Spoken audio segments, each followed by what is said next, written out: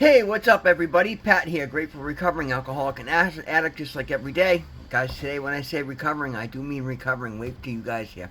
Guys, please subscribe, hit the video, give the video a like, share, leave me a comment, share it with anybody that might get something out of it. For those of you who watch me daily, I am so incredibly sorry that I did not post a video last night. I think you'll understand.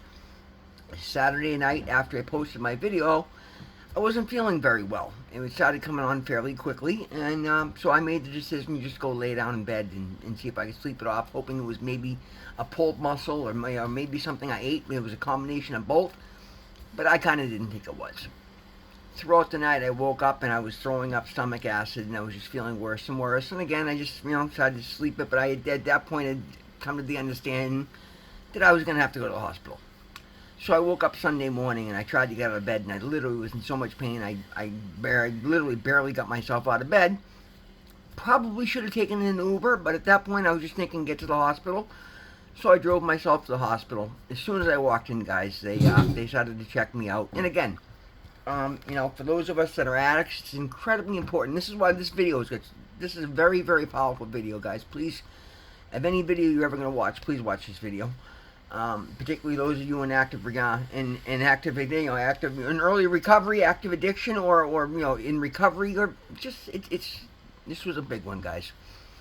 So I got to the hospital. I started explaining, and like I do always. And first of all, I know I'm on Sublocade.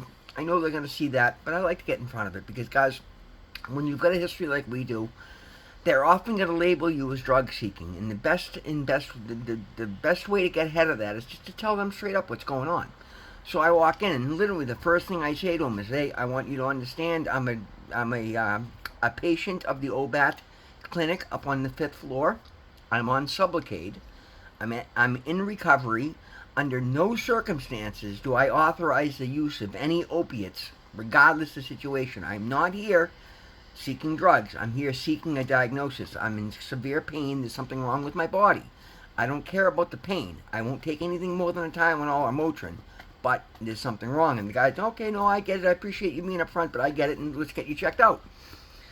So the doctor, I gave him my symptoms, and he laid me down on the cot and then, touched my belly in 4 places, and immediately knew my appendix had ruptured, and it was pretty bad. So he took blood work and got me set up for a CT scan, and then told me straight up immediately, he's like, "Listen, this is going to be vicious. I would strongly suggest that you let us do something for your pain." I said, "Doc, I'm not worried about the pain. I just need to make sure that I'm going to be okay." He goes, "Well, and let me tell you, this doctor was absolutely amazing. He was willing to do Suboxone, double up Sublocade, like he was willing to look into anything." And I told him, I said, "Doc, I appreciate that, but you don't understand. My recovery is the most important thing in my life right now. It's everything in my life right now. I can deal with the pain. Like, I'm sitting here laughing and joking with you guys. Like, do I look like I'm..." As a matter of fact, you should look at my blood pressure. My blood pressure was 110/60. Like, I was doing meditation on the way over, and I do my breath work, and that's something I suggest all of you should really look into because it's incredibly powerful, particularly for pain. Breath work is huge. You can lower your blood pressure, you lower the pain. The pain increases with increasing the blood pressure. If you can keep your blood pressure low, you feel a lot less pain. So that's just my theory. I don't know if doctors will agree or not, but that's something I feel works for me. Anyway, so they took my blood labs and they took me over to a CT scan, and sure enough, as a matter of fact, as soon as they injected me with the dye for the CT, oh, it was no question. I could feel it spreading throughout my lower stomach, not like it was supposed to, burning, and yeah, it was interesting. So we knew at that point my appendix had ruptured. So they got me in. But my point being, guys, they got me into the next section, right? As soon as I get to the next section, another doctor comes in and offers me pain meds. And I'm like, "Please, I just went through all this with everybody else. I, under no circumstances, authorize anybody to put any opiates in my body. I'm okay." And I get it. They were trying to be nice, and they're trying to help, and they're trying to get me comfortable. But, guys, you got to advocate for yourself. And only you can. I'm not telling anybody else you can never take. In that situation, if you need medical, but have a plan to get off it, and be very, very careful, guys.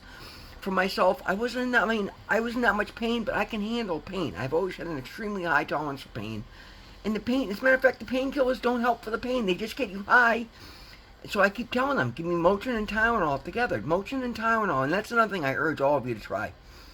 I've had tooth pain, guys. You know, I just got my teeth, and I didn't take them out because they were good. All right. I've dealt with broken and fallen out and ripped out teeth of my own, and the only thing that's even remotely touched that is Motrin and Tylenol together.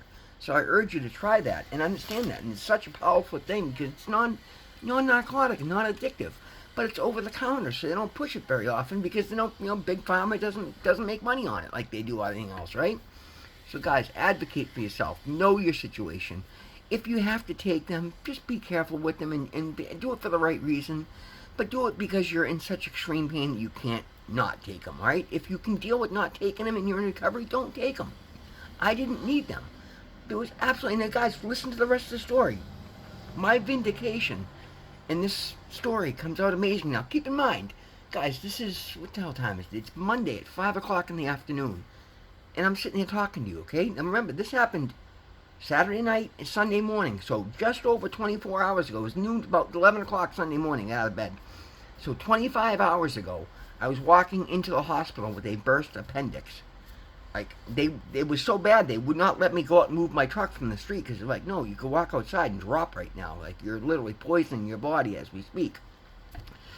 Okay, no problem. I'll deal with the truck. That's the least of my concerns. I'll get somebody to come move it. Because at this point, I'm thinking I'm going to be there for days. God knows when they're going to operate on me. Well, it was leaking bad enough that they literally pushed everything aside. They brought me into the fast track, and I sat there, and guys, like literally, I started just doing meditation. Now, keep in mind, I had nothing more than a Tylenol and a Motrin in me. I did a meditation, and I fell asleep. Like, they kept coming in to check on me, and I was, I wasn't getting angry. And that's the other thing, guys. When you're in the hospital and you're in medical attention, understand that these people are there for you, right? So advocate for yourself, but don't treat them like shit. Just because you don't feel good, you want them to be good to you, don't shit on them. I've never understood that. One thing I do is I treat people well. Whether it's my server at the coffee shop, whether it's the doctor, or the attending nurse, or the person, or the orderly coming to pick up the trash. I treat them with respect because I understand that if I want to be comfortable, I want them to be comfortable with me. I want them to know that I appreciate that they're here, they're helping me. Guys, that goes so incredibly far. Everybody I met during this journey yesterday, did everything they could to keep me in their care because I wasn't a nightmare for them. You got these people in there high as a kite wanting more drugs and they're pissing and moaning. You got people in there falsifying shit. And I'm just in there quiet trying to get help and trying to be upbeat and pleasant and laugh and joke and just show my appreciation. And not a fake, guys, but that's just how I feel. But if you can find that state of gratitude, guys, it goes so fucking far. Every single person, we'll get into it. But literally, the entire medical staff that I dealt with yesterday made it a point to come up at one point or another and let them know how much they appreciated me. That was amazing to me, guys. These people are awesome. They're fucking heroes, and they're saving our lives. They saved my life this weekend, and yet they gotta come up and thank me for not being a dick? Are you kidding me? I'm thanking them, right? But that's how you thank them, guys. Show some appreciation for the work they're doing for you, right? Anyway, so I'm in there taking a nap, and they finally get me, not even finally, a couple hours later, they get me bounced right up to the 4th floor, which is pre-op, I don't know, it's not pre-op. Pre-op is where you get prepped, but operating, waiting, or whatever, or long-term rehab. So they put me in long-term rehab before I got operated on, because that's where my belongings would stay while I'm recovering, right? They get me up there, and I literally, at that point, my phone was dying. I hadn't brought a charger. I was actually going to post a video from my hospital bed letting you guys know that, hey, I'm here in the hospital. I'm getting surgery at some point tonight or tomorrow. At that point, I didn't know exactly when because they were waiting for an operating room. And by the time my phone was charged and I got my phone back in my hand, I literally had it in my hand, and the nurse came in and said, hey, you got to dress out. You're going down to the OR right now. It was like 6 o'clock last night. So I get down there, and again, I get down into pre-op area, and I'm explaining once again, because every time I get into a new section, I'd explain my story again, because they see the note, but they come over and they're like, well, the anesthesiologist may put opioids in your mix. And I'm like, no. I'm like, can I please speak with the doctor, please? So, and again, I don't give him a hard time, but I just explained to him. I said, you guys don't understand. I battled with addiction my whole life. I'm finally in a place where I love my life, and I want care, but I don't believe that an opioid is something that's going to help me. If it's strictly for comfort meds, then that is completely up to me. I determine my level of comfort. Do I seem miserable to you? Is my blood pressure through the roof? And again, they're looking at it. My blood pressure is 110/60 with a leaking with a leaking appendix. And they're like, huh, really good point. So I'm just laughing and joking and making light with these ladies. I had these two girls down there, Kat and I forget the other girl. Oh my God, two beautiful girls. I had them laughing and joking. We're having a good time. They're like, oh my God, we love you. So then the attending surgeon comes out. I explained my situation to the surgeon. She was wonderful. The doctor in charge of anesthesia comes out and he's like, well, here's what I can do. I'm like, God, please understand.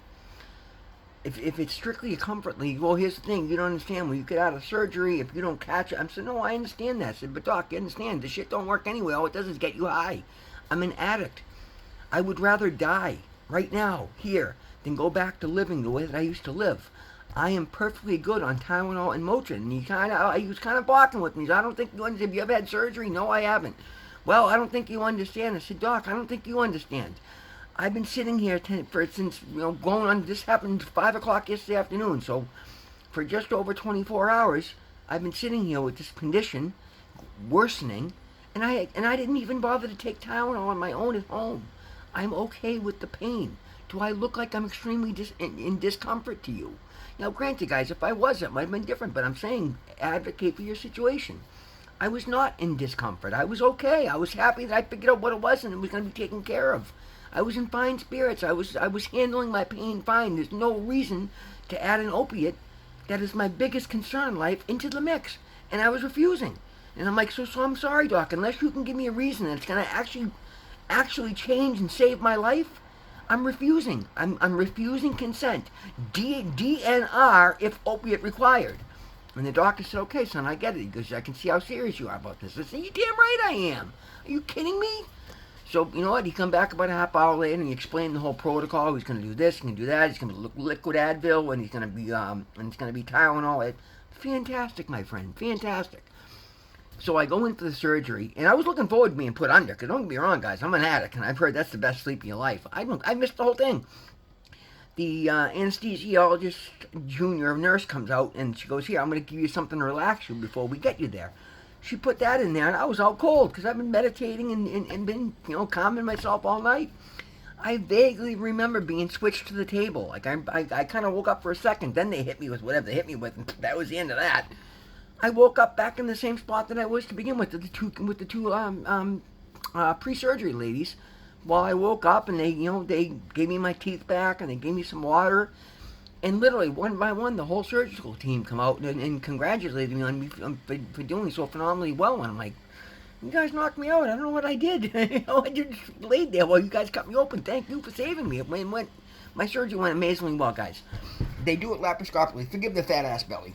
So I got a camera hole there, I got an incision there, I got an incision in my belly button, and I got a little incision down there. And yeah, guys, I go to the gym, but I don't do sit-ups. So when I tell you it feels like I've done 1,000 sit-ups, well, clearly you can see I have not done 1,000 sit-ups. Hey, progress. Anyway, I like the arms. Anyway, guys, my point being, they brought me back up to post-op, and I was immediately clear. They gave me a little breathing machine so I could breathe and get the anesthesia out of my body. Now, keep in mind, at this point, I'm concerned with my truck being towed at 8 o'clock Monday morning, and they've already told me at this point, well, because you're not doing any narcotics, we can actually release you driving after 6 hours. Fucking beautiful. So now I go up, and guys, within 3 or 4 hours, I was wide awake, feeling fantastic. I have no pain. They didn't even, they gave me a prescription for Motrin and Tylenol. I just told them not to bother. I'm okay. I got Motrin and Tylenol at home. They gave me liquid antibiotics in the IV, so I'm good with the antibiotics. Guys, I am home resting today because I was told not to lift anything. There's a concern while it heals because they did obviously go through my stomach muscle in 4 different places. So I'm behaving, and I'm not going to the gym this week. They told me 4 to 6. I can't guarantee I'm going to do that, but I'm going to go by how I feel. They also told me I'd be there recuperating for 3 days, and they let me go home 6 hours later because I did so incredibly well. Guys, that's God. I'm sorry, but this is so many people from my AA home group called, and that was amazing. My friend Marlene sent my number to everybody. Everybody showed me so much love. Any of you watching, thank you so much. Marlene, you're watching, thank you so much. That was so kind of you, honey. It meant the world to me. But even my friend was in awe. She texted me this morning, asked me how I'm doing. I'm like, surgery's done. I'm packing up, getting ready to go home. She's like, are you kidding me?